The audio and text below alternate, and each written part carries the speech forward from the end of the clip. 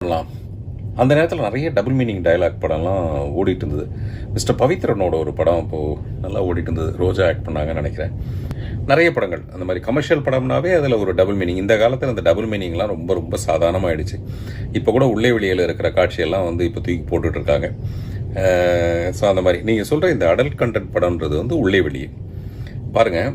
ஒரு adult content படம் நம்மளை எவ்வளோ தூரம் இருக்குதுன்னா, என்னுடைய 2வது படத்தையும் மறக்கடிக்குது உங்களுக்கு. 3வது படத்தையும் ஒரு நல்ல படத்தையும் யோக்கியமான படத்தையும் மறக்கடிச்சு உள்ளே வெளியே தான்.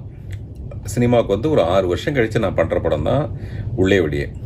அந்த படம் மட்டும்தான் உங்களுக்கு ஞாபகத்தில் இருக்குது. காரணம் வந்து நம்ம எல்லாருக்குள்ளேயும் இருக்கிற அந்த ரசனை. இந்த டபுள் மீனிங்கை நம்ம எல்லாருமே ரசிக்கிறோம், எல்லா காலகட்டத்திலையும் ரசிக்கிறோம். அப்படியே நான் வந்து கங்கணம் கட்டிக்கிட்டு இப்படி ஒரு படம் எடுத்து நான் ஜெயிப்பேன் அப்படின்னு சொல்லி தான் செஞ்சேன் அந்த படத்தை. அப்படி தான் நடந்த ஒரு விஷயம். அப்படி ஒரு ஹிலாரியஸ் காமெடி ப்ளஸ் கொஞ்சம் டப்பிங் அப்போ என்ன ஆயிடுச்சுன்னா கொஞ்சம் தூக்கலான